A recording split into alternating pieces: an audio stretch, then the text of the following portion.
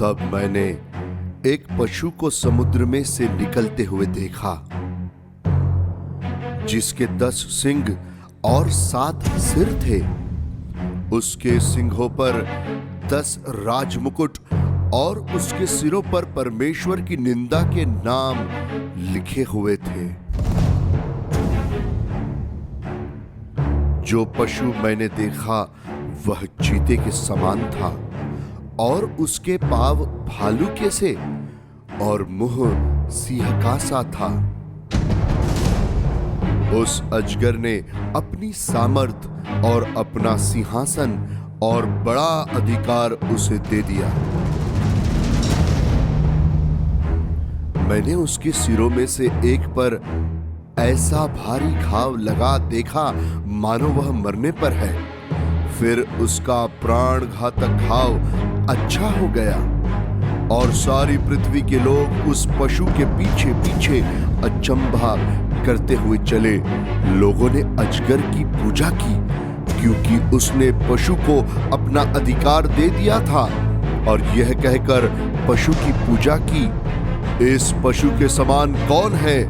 कौन इससे लड़ सकता है? बड़े बोल बोलने और निंदा करने के लिए उसे एक मुंह दिया गया और उसे 42 महीने तक काम करने का अधिकार दिया गया।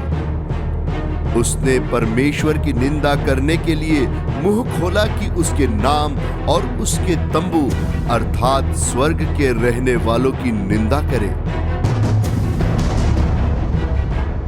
उसे यह भी अधिकार दिया गया कि पवित्र लोगों से लड़े और उन पर जय पाए।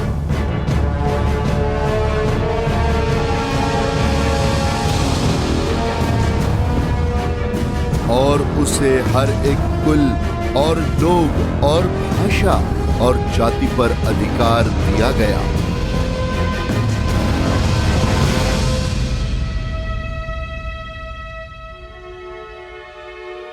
पृथ्वी के वे सब रहने वाले जिनके नाम उस मेमने के जीवन की पुस्तक में लिखे नहीं गए, जो जगत की उत्पत्ति के समय से घात हुआ है, उस पशु की पूजा करेंगे। जिसके कान हो वह सुने। जिसको कैद में पड़ना है वह कैद में पड़ेगा। जो तलवार से मारेगा अवश्य है कि वह तलवार से मारा जाएगा। पवित्र लोगों का धीरज और विश्वास इसी में है।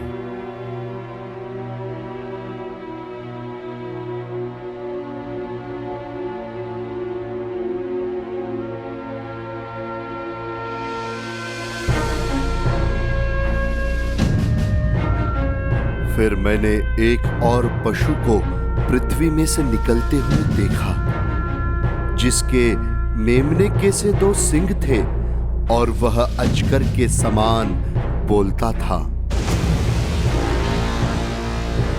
वह उस पहले पशु का सारा अधिकार उसके सामने काम में लाता था और पृथ्वी और उसके रहने वालों से उस पहले पशु की, जिसका प्राण घातक घाव अच्छा हो गया था, पूजा कराता था।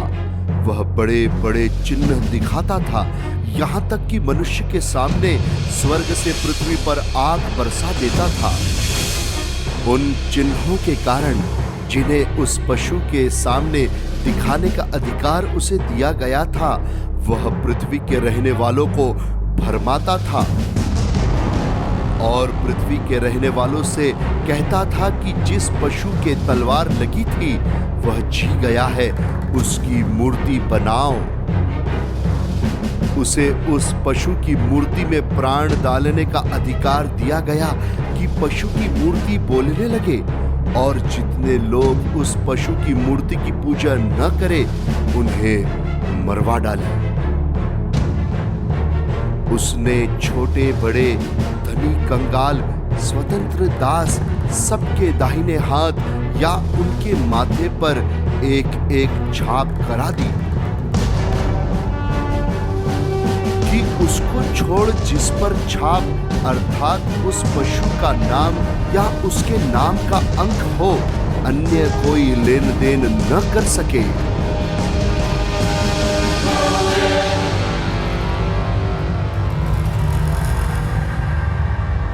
ज्ञान इसी में है।